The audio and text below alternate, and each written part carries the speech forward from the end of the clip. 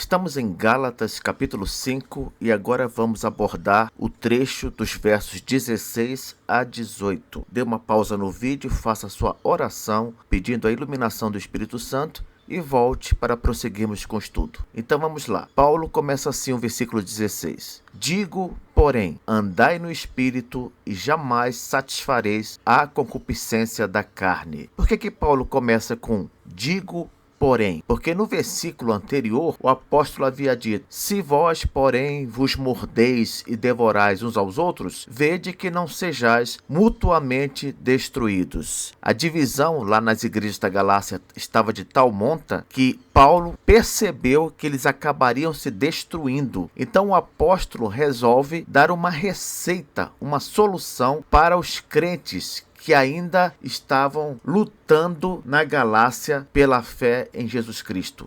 Ele diz para estes: digo, porém, em outras palavras, apesar de haver divisão e apesar de vocês estarem indo nesse caminho de briga e divisão, eu quero dizer para vocês que são crentes no Senhor Jesus, andai no Espírito e jamais satisfareis a concupiscência da carne. Professor, o que é concupiscência da carne? É um desejo pecaminoso que se origina nos resquícios da nossa natureza pecaminosa que ainda existem em nós, que Paulo chama aqui de carne. Então, no caso lá dos Gálatas, qual era o desejo que eles estavam tendo? O desejo de briga, o desejo de confronto, o desejo de provocação, o desejo de discórdia. Tudo isso vem daqueles resquícios de nossa natureza pecaminosa. E o apóstolo fala: olha, tem um jeito de enfrentar e vencer isso aí. Sabe qual é?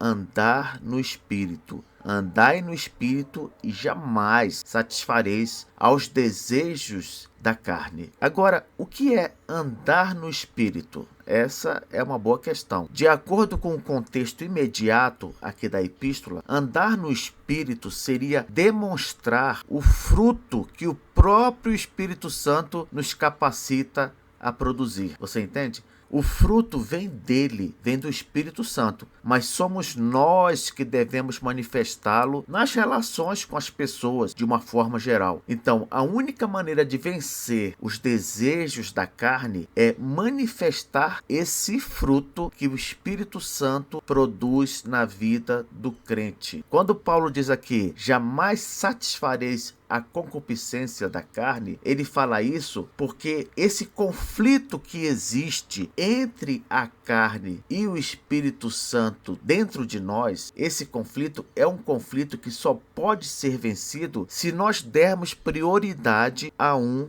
dos lados. Se nós dermos prioridades ao Espírito Santo, a andar no Espírito, que é manifestar o fruto desse Espírito, não haverá espaço para que a carne se manifeste. Então, nós estaremos sempre ocupados na vida cristã com uma ou com outra coisa. Ou nós vamos estar ocupados manifestando as obras da carne, ou então nós vamos estar ocupados com o fruto do Espírito, demonstrando o fruto do Espírito. Toda pessoa que estiver satisfazendo a um desejo da carne, ela só está fazendo isso porque ela está deixando de demonstrar o fruto do Espírito. Ah, professor, e se eu quisesse ficar neutro, não quisesse nem uma coisa nem outra? Não tem jeito, não tem jeito. Ou estamos demonstrando o fruto do Espírito, ou estamos demonstrando as obras da carne. Não tem como ficar neutro nisso. Então, é melhor ocupar o nosso tempo com o fruto do Espírito do que com as obras da carne. E por que acontece esse conflito?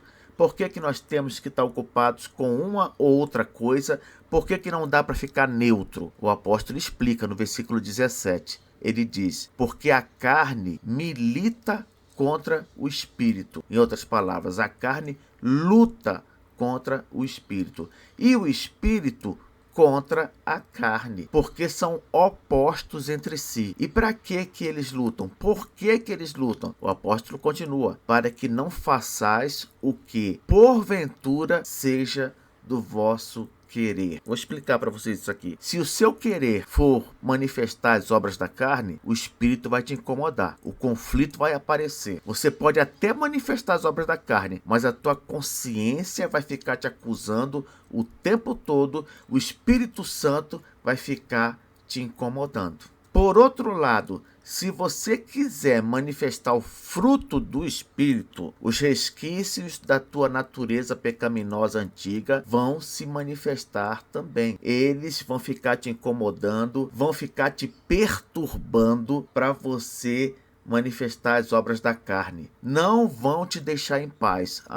Eu vou agora querer servir a Deus, produzir o fruto do Espírito Santo e viver essa vida de santidade. Não vai ser assim.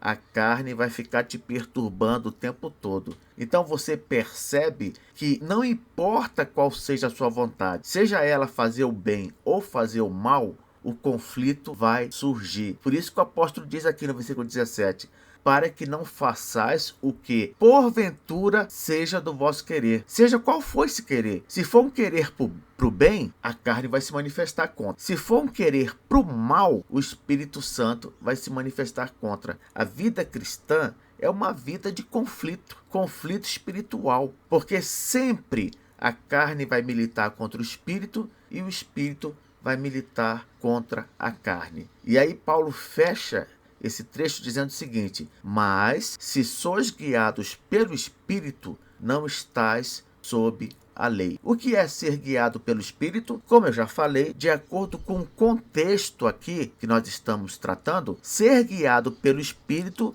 é manifestar o fruto que ele produz em nossa vida. É como se o Espírito nos capacitasse a ter esse fruto e só nos cabe manifestá-lo. Então, se você quer ser guiado pelo Espírito, se você quer andar no Espírito, você vai ter que manifestar o fruto do Espírito. E o apóstolo diz aqui uma coisa irônica. Ele fala: se sois guiados pelo Espírito, não estais sob a lei. Por que eu digo que isso é uma coisa irônica? Porque Paulo está falando aqui, em outras palavras, que quem age de acordo com o Espírito Santo não está debaixo de qualquer proibição. Lei aqui é como se fosse uma proibição de fazer algo. Então Paulo está falando assim: não estamos sob qualquer lei que nos proíba de viver segundo o Espírito Santo. O que ele quer dizer com isso, professor? Ele quer dizer que nós podemos produzir esse fruto à vontade. À vontade. Podemos manifestar o fruto do Espírito sem receio, todo o tempo que pudermos. Por quê? Porque jamais seremos repreendidos por isso. A lei, ela vem para frear o pecado, ela vem para impedi-lo. Já o fruto do Espírito, contra ele não há qualquer lei. Nos veremos então na próxima aula.